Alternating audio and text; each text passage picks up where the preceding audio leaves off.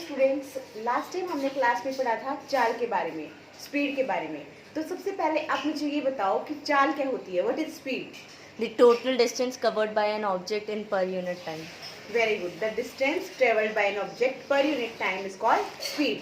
अगर हम हिंदी में कहें तो प्रति इकाई समय में वस्तु द्वारा तय की गई दूरी उस वस्तु की क्या कहलाती है? चाल कहलाती है। उसके साथ साथ हमने कल चाल का एसआई मात्रक भी पढ़ा था। चाल का एसआई मात्रक क्या होता है? मीटर प्रति सेकंड, मीटर पर सेकंड। तो अब देखो, अगर कोई भी वस्तु एक सरल रेखा में गति करती है और सरल रेखा में गति करते हुए यदि उसकी चाल में परिवर्तन आता है तो वहां पर हम उस वस्तु की गति को क्या कहेंगे? असमान गति। That means if speed of an object changes when it travels in a straight line, then the motion of object is known as non-uniform motion. असमान नाम से ही पता चलता है। अ का मतलब ही होता है नहीं और समान मतलब इक्वल, कि जो उसकी चाल है वस्तु की वो इक्वल ना हो, वो एक जैसी ना हो। दैट मीन्स वो लगातार बदलती रहे, तब हम उस वस्तु की गति को क्या कहेंगे? असमान गति। दूसरा आता है बेटा एक समान गति। एक समान का मतलब होता है थ्रू आउट सेम, मतलब जब तक वस्तु गति करती है तब तक उस वस्तु की चाल में परिवर्तन नहीं होना। ठीक है, तो जब कोई वस्तु एक सरल रेखा में गति करती है और वहां पर वस्तु की चाल में कोई भी परिवर्तन नहीं होता, दैट मीन्स उसकी चाल जो है वो सेम रहती है जब तक वो ट्रेवल करता है, तो उस वस्तु की गति को क्या कहेंगे? एक समान गति।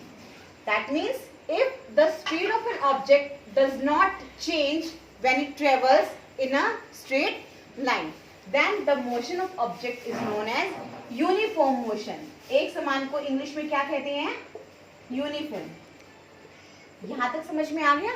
Yes, ma'am. उसके बाद कल हमने क्या पढ़ा था? चाल की कुछ एसआई मात्रक के पढ़े थे हमने। चाल का जो एसआई मात्रक होता है, हिंदी में अगर हम कहें इसको मूल मात्रक भी बोलते हैं, इंग्लिश में इसको कहा जाता है एसआई यूनिट्स। तो बेटा चाल की जो एसआई यूनिट है वो होती है मीटर प्रति सेकेंड। इसके अलावा चाल की और भी यूनिट्स होती हैं, और भी इकाई होती हैं, और भी मात्रक होते हैं, और वो क्या होते हैं? मीटर पर मिनट भी हो सकता है, किलोमीटर पर आवर भी हो सकता है। ठीक है, ये चाल की क्या होती हैं? कुछ यूनिट्स होती हैं, लेकिन जो इसका मूल मात्रक है वो होता है मीटर पर सेकेंड। उसके बाद देखो हम अपना नेक्स्ट टॉपिक स्टार्ट करते हैं। आज का हमारा नेक्स्ट टॉपिक है समय की माप, मेजरमेंट ऑफ टाइम। इसको हम ये भी बोल सकते हैं काल अंतराल की माप। ठीक है, मेजरमेंट ऑफ टाइम इंटरवल। अब इसमें क्या होता है? समय का मतलब है टाइम से, जैसे 4 बज गए, 5 बज गए, 6 बज गए, 7 बज गए। और काल अंतराल का मतलब है टाइम, जैसे कि 10 मिनट, 15 मिनट, 1 दिन, 5 दिन, ये आपका काल अंतराल होता है। और आप एग्जैक्ट टाइम की बात करते हो तो वो आपका समय होता है। तो आज हम यही देखेंगे कि इस टाइम को कैसे मेजर किया जाता है। तो जो बहुत पहले समय की अगर हम बात करें तो पहले टाइम में हमारे पास घड़ियां नहीं होती थी। तो हमारे जो पूर्वज हैं, जो बुजुर्ग हैं हमारे घर में, आप उन लोगों से पूछ के देखना कि पहले वाले समय में वो टाइम को कैसे मेजर करते थे। जो पहले वाला समय होता था, जब घड़ियां नहीं होती थी, तो हमारे बुजुर्ग क्या करते थे? परछाई को देखकर पता लगाते थे कि समय क्या हो गया है। अगर मैं ये कहूँ कि हमें ये पता करना हो कि एक दिन कितना होता है, तो पहले बुजुर्ग कैसे पता करते थे? कि आपने देखा है डेली सुबह सूर्य उदय होता है, सनराइज होता है, और शाम को सनसेट होता है, सूर्य अस्त हो जाता है। तो उससे क्या पता चलता है? जब सूर्य उदय होता है तब दिन शुरू हो जाता है और सूर्य अस्त होने पे दिन खत्म हो जाता है। ये हमारा हो गया एक दिन। अगर उसके बाद बात करें हम एक महीने का, कैसे पता चले? घड़ी तो है नहीं, कैलेंडर भी नहीं है, तो कैसे पता चले कि एक महीना हमारा कितना है? तो आपने पढ़ा होगा, एक बेटा आती है पूर्णिमा, जिस दिन आपको फुल मून दिखाई देता है, पूरा चांद दिखाई देता है। ठीक है, उसके 15 दिन बाद आती है अमावस्या, ये होता है न्यू मून डे, जिस दिन आपको चांद बिल्कुल भी दिखाई नहीं देता। और फिर 15 दिन बाद फिर से क्या आती है? पूर्णिमा आती है, मतलब फुल मून डे आता है जिस दिन आपको पूरा चांद दिखाई देता है। तो एक पूर्णिमा से लेकर अगली पूर्णिमा तक क्या हो जाता है, एक महीना हो जाता है। ठीक है, तो ऐसे वो पता करते थे कि अब ये महीना कंप्लीट हो चुका है, अब ये मंथ कंप्लीट हो चुका है और अब ये मंथ कंप्लीट हो चुका है। अब उन्हें पता करना हो तो एक साल का, तो सिंपल सी बात है कि हमारी प्रकृति में बहुत सारे ऐसे चेंजेस होते हैं जो एक पर्टिकुलर टाइम पर ही होते हैं। ठीक है, जैसे पत्ते जब झड़ते हैं तो वो पतझड़ के मौसम में ही झड़ते हैं, किसी और मौसम में नहीं झड़ते। तो इन चीजों की हेल्प से वो पता करते थे कि अब कौन सा समय चला हुआ है। ठीक है, लेकिन अगर हम आज के समय की बात करें, अगर हमें बहुत छोटे से समय अंतराल के बारे में पता करना हो तो उसके लिए हमें किसकी आवश्यकता होती है, घड़ी की। फॉर एग्जाम्पल, अगर आपका क्लास में टेस्ट चला हुआ है और मैंने ये बोल दिया कि बच्चे आपका टेस्ट सिर्फ 10 मिनट के लिए है, तो उस 10 मिनट के लिए हम अब सूरज को थोड़ी ना अच्छे से मेजर कर पाएंगे सूरज की हेल्प लेके कि अब 10 मिनट पूरे हो चुके हैं। तो उसके लिए हमें किसकी जरूरत होती है, घड़ी की जरूरत होती है। तो जो घड़ियां होती हैं उसके अंदर भी किस प्रकार की गति पाई जाती है, आवृत्ति गति पाई जाती है। आवृत्ति गति का मतलब क्या होता है, पीरियोडिक मोशन। ठीक है, जो घड़ी है ये भी किस प्रकार का गति दर्शाती है, आवृत्ति गति। That means clock shows periodic motion. Is it clear बेटा? Yes ma'am. ठीक है, अब जो आवृत्ति गति है इसका एक सबसे अच्छा जो उदाहरण है वो है लोलक की गति। That means motion of pendulum. ये जो आप डायग्राम देख रहे हो ये किसका डायग्राम है, लोलक का डायग्राम है। दैट मीन्स पेंडुलम का डायग्राम है। आपने कभी घड़ी में देखा होगा, जो घड़ी में नीचे की तरफ जो है पेंडुलम लगा होता है, जो हर 1 घंटे के बाद क्या है, बजता है।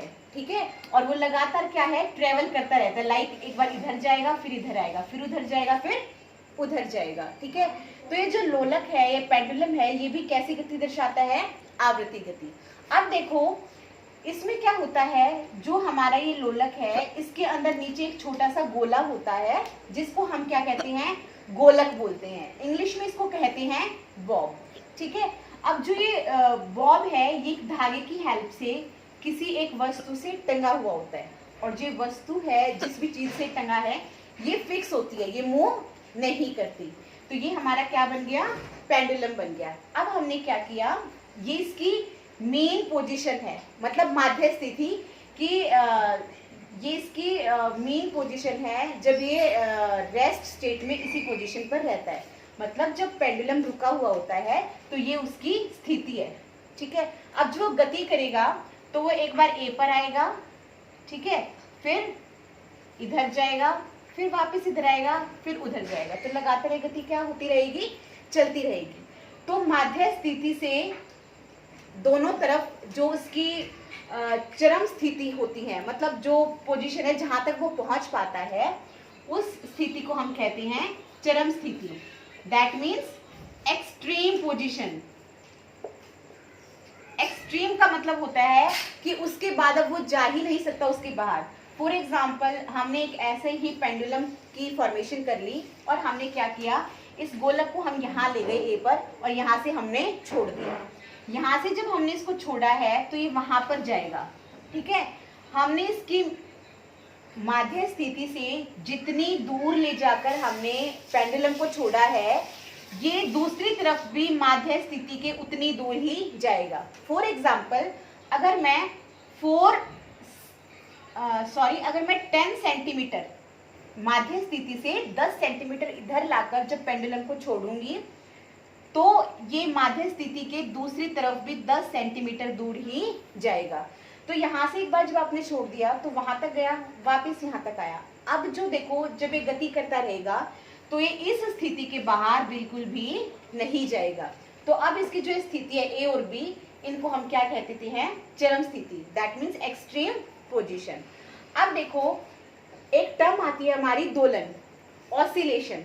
ऑसिलेशन क्या होता है, जब आपका जो पेंडुलम है जब वो एक चरम स्थिति से दूसरी चरम स्थिति तक जाता है और फिर वापस पहले वाली चरम स्थिति पर आ जाता है, तो ये उसका क्या होता है, एक दोलन होता है, वन ऑसिलेशन। और सिंपल लैंग्वेज में कहे तो इसका एक चक्कर। फॉर एग्जाम्पल, यहाँ से यहाँ तक गया, यहाँ से यहाँ तक आके इसका एक राउंड पूरा हो गया, तो ये इसका क्या हो जाएगा, एक दोलन, एक ऑक्सीलेशन। तो हम बोल सकते हैं the movement of pendulum from its one extreme position to other and then again from other extreme position to the first extreme position, then that is known as one oscillation. अब देखो, इस एक दोलन को पूरा करने में जितना समय लगता है उस समय को हम कहते हैं आवर्तकाल, दैट मीन्स टाइम पीरियड। कि जो पेंडुलम है, जो लोलक है, उसको एक दोलन पूरा करने में जितना भी समय लगता है वो उस पेंडुलम का क्या कहलाएगा, आवर्तकाल कहलाएगा। फॉर एग्जाम्पल, यहाँ से यहाँ तक जाने में और वापस यहाँ तक आने में ये 1.2 सेकेंड का समय लेता है, तो यहाँ पर पेंडुलम का आवर्तकाल कितना हो जाएगा, 1.2 सेकेंड। ठीक है, तो अब देखो, हम बात कर रहे थे समय की माप की। जो पेंडुलम है ये घड़ियों में होता है और ये हर 1 घंटे के बाद क्या है, साउंड करता है, ताकि हमें पता चल जाता है कि अब कितने बज चुकी हैं। अब देखो, जो समय है, जैसे आपने पढ़ा चाल की एक मूल मात्रक होती है मीटर प्रति सेकेंड, ऐसे ही समय की भी एक मूल मात्रक होती है। और जो समय की मूल मात्रक होती है, जो समय की SI यूनिट होती है, वो होती है सेकेंड। ठीक है, मूल मात्रक इसका क्या है, सेकंड। अदरवाइज इसकी और भी बहुत सारी यूनिट्स होती हैं, जैसे कि मिनट है, घंटा है, मिनट्स हैं, आर हैं, ये भी इसी की यूनिट होती हैं। लेकिन जो इसकी SI यूनिट होती है वो क्या होती है, सेकंड होती है। तो आज यहाँ पर हमारा क्या है, ये टॉपिक कंप्लीट होता है और आगे हम करेंगे अपनी नेक्स्ट वीडियो में। तब तक इसको देखते रहिए, इसको अच्छे से समझ लीजिए, ताकि आपको नेक्स्ट वीडियो देखते वक्त कोई प्रॉब्लम ना आए। Thank you.